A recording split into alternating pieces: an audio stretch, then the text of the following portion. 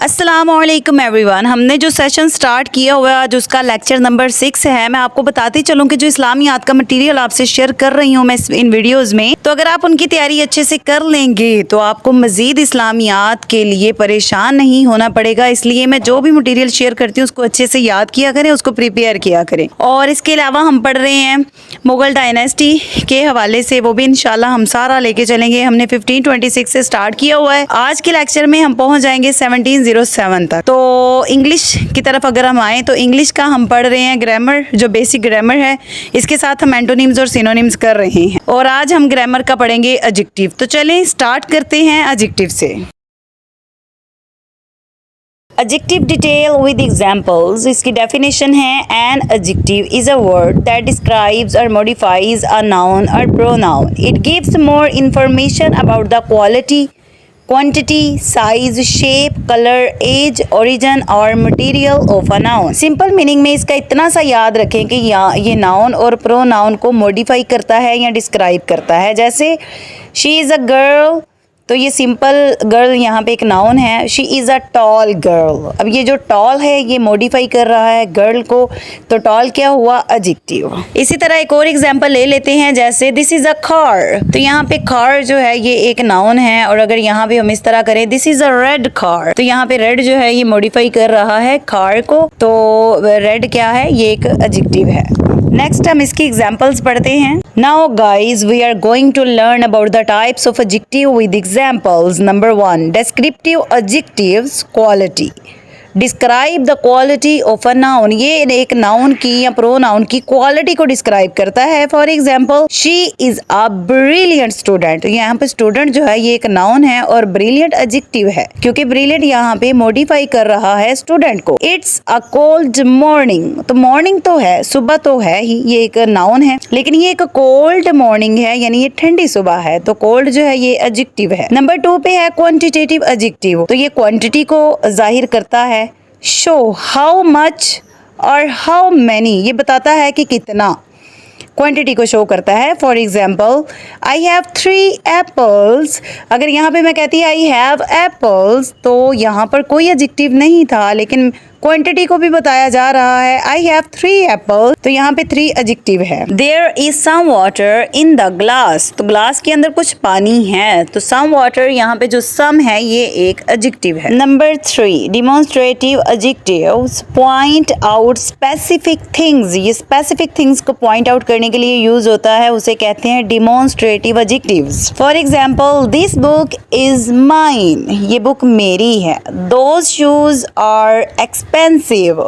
तो यहाँ पे माइन और दोज एडजेक्टिव्स हैं।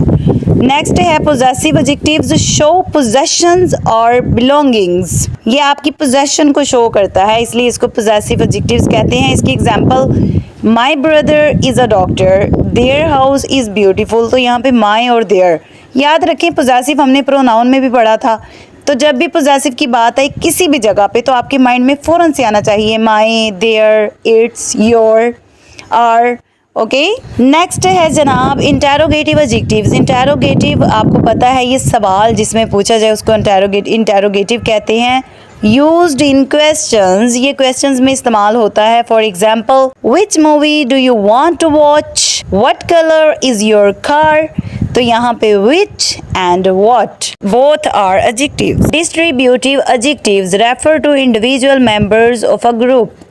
किसी ग्रुप के इंडिविजुअल मेंबर को रेफर करता है ये डिस्ट्रीब्यूटिव एडजेक्टिव। इसकी एग्जांपल्स हैं each student must bring a pencil, every child needs love. तो याद रखें ईच, एवरी, इस तरह के जो वर्ड्स होते हैं उनको डिस्ट्रीब्यूटिव एडजेक्टिव्स कहते हैं। नेक्स्ट है न्यूमरल एडजेक्टिव्स, इंडिकेट नंबर्स, ये नंबर्स को शो करता है। For example he has 2 sisters, this is the first time I सा इट। तो यहाँ पर 2 एंड फर्स्ट ये न्यूमरल एडजेक्टिव्स हैं। नेक्स्ट है comparative and superlative adjectives, show comparison, ये कंपैरिजन करता है। For example she is taller than her brother. तो टॉलर देन जो है ये कंपैरेटिव डिग्री है। He is the smartest student in the class. तो ये सुपरलेटिव डिग्री है। वैसे ये तो आपने बड़ा डिटेल से पढ़ा होगा। कंपैरेटिव सुपरलेटिव एडजेक्टिव्स जो होती हैं 3 फॉर्म्स होती हैं, tall, taller, tallest, smart, smarter, smartest, short, shorter, shortest, और इसी तरह beautiful, more beautiful, most beautiful. ये तो आपको पता होगा और आपने ऑलरेडी याद की होंगी। इस पे मज़ीद अपनी ग्रिप बढ़ाने के लिए इसका मुतालिया करें, इसको पढ़ें ताकि आप मज़ीद इसके बारे में अंडरस्टैंड कर सकें। जी स्टूडेंट्स, यहाँ पर हमारा एडजेक्टिव कंप्लीट होता है and now it's time to learn about some important history of Islamiyat. आज हम पढ़ेंगे 5 नबवी और 6 नबवी के अहम वाक़यात। 5 नबवी में मुसलमानों ने पहली हिजरत हबशा की। याद रखिएगा कि पहली हिजरत हबशा मुसलमानों ने कब की थी? 5 नबवी में। इसी सूरत में 11 मर्द और 4 औरतें शामिल थीं। कुल मुसलमान कितने थे? 15। 11 मर्द थे, 4 औरतें थी। 5 नबवी में पहली हिजरत हबशा हुई। ये बहुत इंपॉर्टेंट इन्फॉर्मेशन है। 6 नबवी में मुसलमानों ने दूसरी हिजरत हबशा की। इस हिजरत में 83 मर्द और 18 औरतें थी और कुल मुसलमान कितने थे? 101। याद रखिएगा कि हज़रत उस्मान ने गनी रज़ियल्लाहु ताला अन्हु इन दोनों हजरात में शामिल थे, यानी वो 5 नबवी में भी शामिल थे और 6 में भी पहली हिजरत हबशा का भी हिस्सा थे और दूसरी हिजरत हबशा का भी। शाह हबशा के दरबार में मुसलमानों की तरफ से नुमाइंदा कौन थे? हज़रत जाफ़र तैयार रज़ियल्लाहु ताला अन्हु। हज़रत जाफ़र तैयार हज़रत अली के भाई थे। हज़रत जाफ़र तैयार ने शाह हबशा नजाशी के सामने कौन सी सूरत तिलावत की थी? तो इसका आंसर है सूरत मरियम। शाह हबशा के दरबार में कुरैश की नुमाइंदगी कौन कर रहा था? उमर बिन अल आस। वो लोग जिनके बारे में आप सल्लल्लाहु अलैहि वसल्लम ने दुआ फरमाई कि अल्लाह उनमें से एक को मुसलमान कर दे, इनके नाम थे क्या क्या? उमर बिन हशाम और उमर बिन ख़त्ताब। इस दुआ की बदौलत किसको मिला था मुसलमान होने का शर्फ? तो हज़रत उमर बिन ख़त्ताब को। किस डेट को? 6 नबवी 616 ईस्वी में। याद रखिएगा। और कबूल इस्लाम के वक्त हज़रत उमर की उम्र कितनी थी? एज कितनी थी? कितने साल के थे? तो उसका आंसर है 32 साल। हयात मुबारका सल्लल्लाहु अलैहि वसल्लम 7 नबवी से 13 नबवी हिजरत मदीना तक बनु हाशिम का बाइकाट किया गया था। 7 नबवी 61 ईस्वी में बनु हाशिम को शाब अबी तालिब में महसूर कर दिया गया। शाब से क्या मुराद है? घाटी या वादी। ये बाइकाट कितने साल तक रहा था? 3 साल तक। बाद में इस बाइकाट के मुआहदे को दीमक चाट गई, सिर्फ अल्लाह ताला के नाम की जगह बाकी रही। मोतम बिन अदी ने मुआहदा फाड़ा और इस तरह ये बाइकाट 10 नबवी में ख़त्म हुआ। 10 नबवी के मशहूर वाक़यात। वाक़या मेराज कब पेश आया? 27 रजब 10 नबवी 620 ईस्वी को। मेराज के मौका पर नबी करीम सल्लल्लाहु अलैहि वसल्लम मस्जिद अक्सा में तमाम नबियों की इमामत की।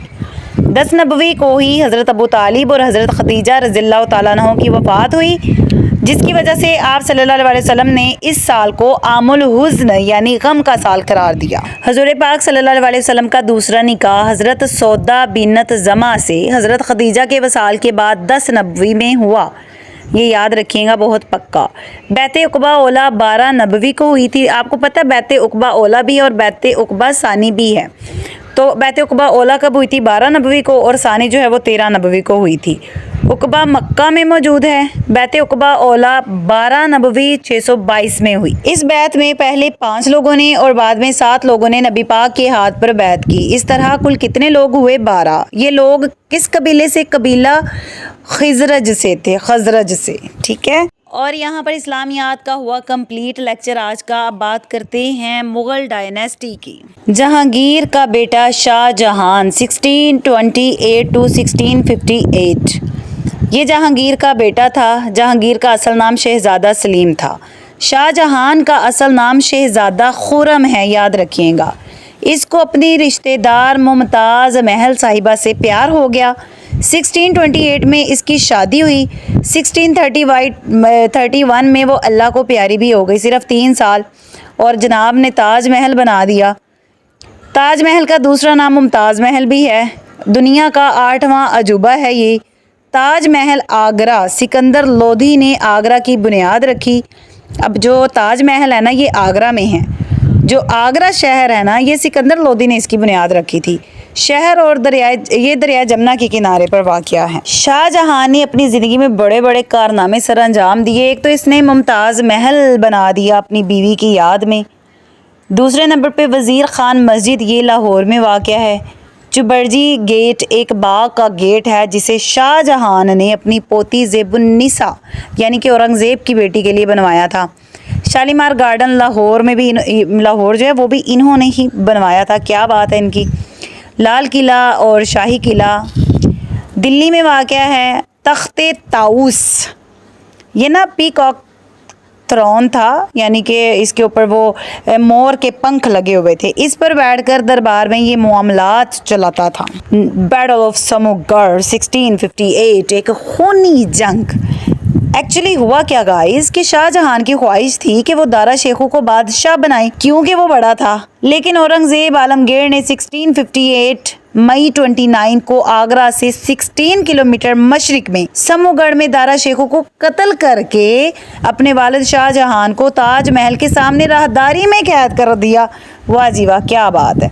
लेकिन ये बैटल ऑफ समूगढ़ हुई क्यों थी? ये है जी, ये दो मज़ाहब की जंग थी एक्चुअली। हिंदुओं और सिखों ने लड़ाई में दारा शेखू का बढ़ चढ़ कर साथ दिया था। औरंगजेब आलमगीर ने दारा शेखू के हामी शियों और सिखों का बेदर्दी से कत्लेआम किया। शाहजहां 8 साल कैद में रहे चने खाते हुए। 1666 में 8 साल कैद के बाद वफात पा गया शाहजहां। ये कहानी पढ़ के आपके माइंड में क्या आया कि क्या जो हमारे बादशाह सलामत औरंगजेब आलमगीर थे, क्या वो ठीक थे? अपने ही बाप को कैद कर दिया और उसी पीकॉक थॉर्न पे सामने बैठ के जनाब वो हुकूमत किया करता था और सामने बेचारा वो शाहजहां बैठ के उसको देखा करता था। कमेंट में लाजमी बताएं, अपनी राय बताएं कि व्हाट इज़ दिस यार। औरंगजेब आलमगीर के बारे में कुछ important facts. Formation of strong economy, ये इसके दौरे हुकूमत में हुआ था। सब continent have 35% share in world economy. वाह जी वाह। बिल्ट शाही मॉस्क लाहौर 1673। ये क्वेश्चन बार बार आया हुआ है PPSC में कि शाही मस्जिद, जो बादशाही मस्जिद है वो किसने बनाई थी? एक तो आपने याद रखना औरंगजेब आलमगीर ने बनाई थी और 1673 में बनाई थी। इस दौर में इस्लाम मजबूत होता है। टोपियां सीकर गुजारा करता था ये। चंद मकबूजा इलाकों से अंग्रेज़ों को भगाया। औरंगजेब 1707 में फोत हुआ और औरंगाबाद खुल्दाबाद इंडिया में मदफून है। म्यूज़िक पर पाबंदी लगवाई थी इसने। औरंगजेब के काम तो बड़े कमाल के। एंड फाइनली अब हम पहुँच गए हैं जी सिनोनिम्स एंड एंटोनिम्स पे। इनको अच्छे से याद भी किया करें। मुझे लगता है मैं आपको पढ़ाती हूँ पर आप पढ़ते नहीं हो। इमेंसिपेट जिसका मतलब होता है आज़ाद करना। टू सेट फ्री फ्रॉम रेस्ट्रेंट्स, किसी भी किस्म की पाबंदी से आज़ादी। सिनोनिम्स हैं फ्री, लिबरेट, अनकेज। केज का मतलब होता है ना गुलामी, पिंजरे में बंद करना, तो अनकेज का मतलब पिंजरे से निकाल देना। पेरोल, कोई कैदी पेरोल पे रिहा किया जाता है।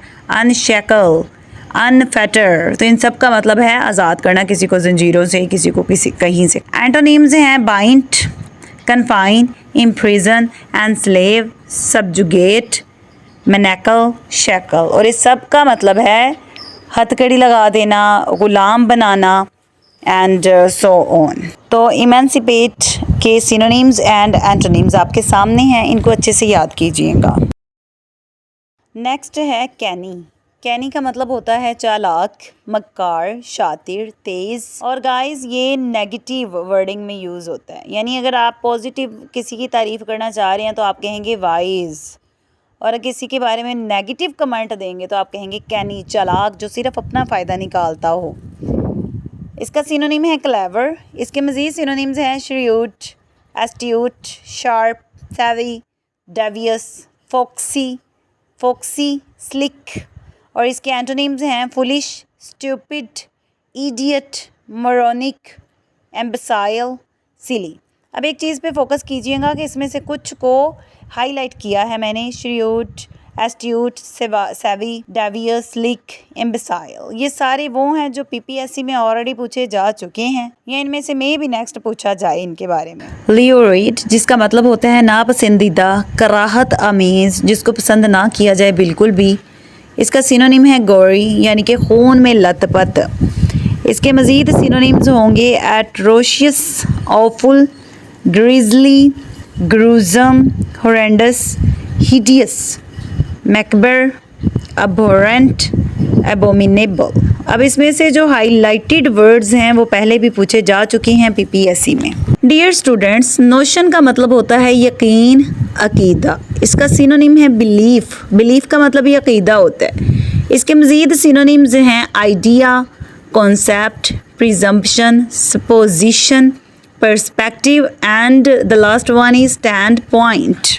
ल्यूमिनरी का मतलब होता है मशले राह, यानी रहनुमाई करने वाला, सीधा रास्ता दिखाने वाला, मतलब जो आपको अच्छे से गाइड करे, रियलिटी से आपको रियल वर्ल्ड की तरफ लेकर जाए, मशले राह दिखाने वाला। जैसे एक टीचर है वो आपको अच्छे से गाइड करता है, तो इसका फिर सिनोनिम होगा सेलिब्रिटी। इसके मज़ीद सिनोनिम्स हैं cause, celebre, celeb, celebrity, figure, icon, role model etcetera. Incline का मतलब होता है जैसे सीढ़ियाँ ऊपर चढ़ना, ऊपर की तरफ जाना, इंक्लाइन का मतलब। तो इसका सिनोनिम है असेंड। इसके मज़ीद सिनोनिम्स हैं diagonal, slant, slope, climb, rise. जैसे डिक्लाइन का मतलब होता है ना नीचे की तरफ, इसी तरह इंक्लाइन का मतलब है ऊपर की तरफ। Like, comment and share and follow my channel for more educational videos.